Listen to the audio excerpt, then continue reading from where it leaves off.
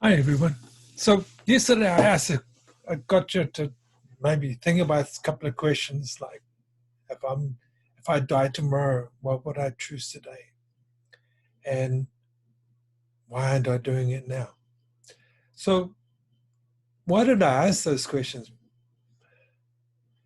And really it's like what came up for you? It's really I find this fascinating because it's like Gabi asked me this question after she'd watched the Facebook Live. We were walking Morgan. She says, "So, if you were to die tomorrow, what would you choose to do today?" And there was nothing that came to my mind. My mind is at a space now where there's nothing else I would choose, and it's really interesting. And I guess when we start asking these questions, and we really start looking at them really closely and being deeply honest with ourselves, what is there that you would do if you only had 24 hours to live? Some would say, oh, lots of sex. Some would say, well, I'd eat more. Some would say, oh my God, I'd go and visit my family and say goodbye. But is that really true? Or is that just the stuff that we believe we're expected to do? And really, what's important? And this is what these questions are really keen you to look at, is what's really important. And I'm really fascinated by this. It's been going through my head since, well, before lockdown. But, with lockdown, I've had too much time on my hands to think about this stuff. And I'm really intrigued by it because it's like, yes, I could do that. And then I think for a while that, no, well, I could do this. No. And it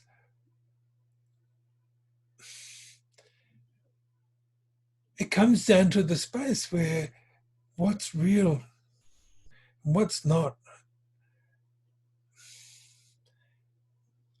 And it's really hard because, what happens then is you start to realize that even though there's all these nice, lovely connections we have with beautiful people and around us, and we'd love to spend time with them or to spend time alone in the forest, in the last 24 hours of a day.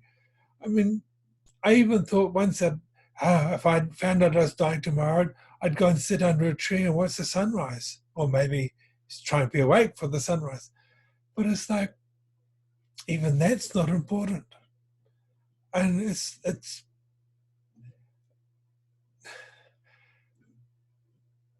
this is, yeah, for me it's been really freeing at the same time, because I realized that all those things in my life that I've made so super significant aren't.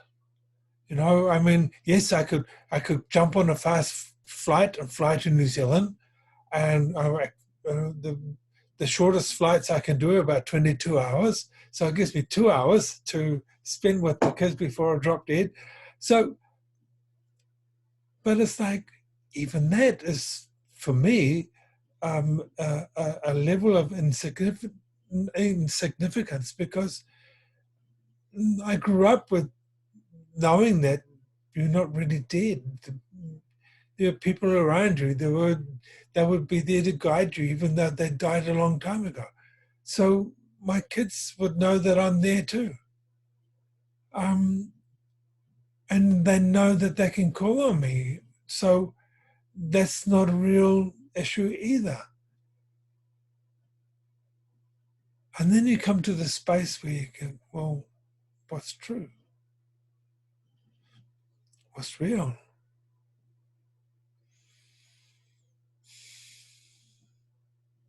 Is anything real? And this is when you start to let go. So many of the things that we've made and concluded as true and real all our lives, that we've used to hold our life and form and shape in a structure that means something to us or gives us meaning. But what if just being and actually realizing that we can let that stuff go gives life a greater meaning.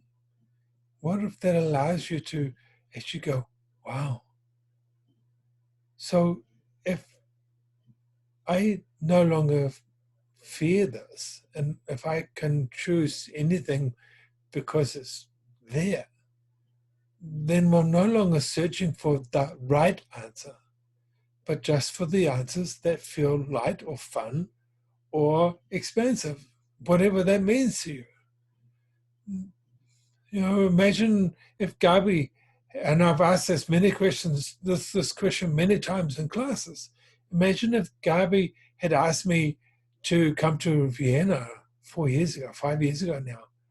And I said, oh, no, I can't really afford it. And I don't know, you know,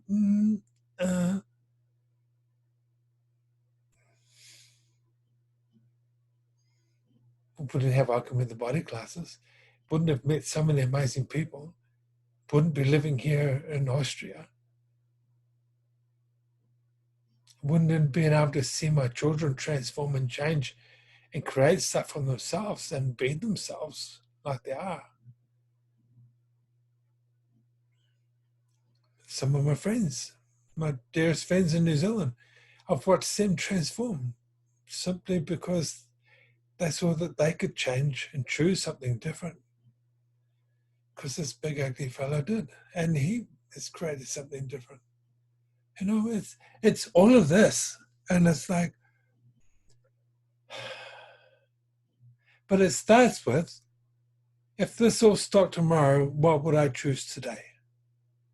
And then you start walking outside, and you start actually seeing the trees. You start seeing the sunsets. You start seeing the sunrises. You start hearing the birds, because you're no longer living from this automatic mode where you're just going from A to B without seeing anything in between. You know, my father, when I was a boy, drove from Palmerston North, where we were living, to Auckland. And he could do it the fastest I've ever seen anybody do it. And he'd do it in 5.25 hours. It's a really fast trip. And he wouldn't remember one part of the trip. We got to Auckland one time, and he looks up and there's a crack in the windscreen. He says, how did that happen? I says, you hit a hawk. No. I says, yeah, you actually aimed for it. No. And he deliberately flown through this hawk, and with nice revenge, it cracked his windscreen. But you know, it's like, how many times we do all this shit in our lives on automatic mode, not thinking about it, not remembering it afterwards. Because there's always tomorrow. What if we lived as though there is no tomorrow? What would we change today? So all this conversation, all this discussion has been rattling around inside my head, and I've been trying to work out, what do I do with this? And so I'm looking at creating a class for it, and it's more, I want it not as a class where I sit and espouse and talk to you all, because that's bullshit.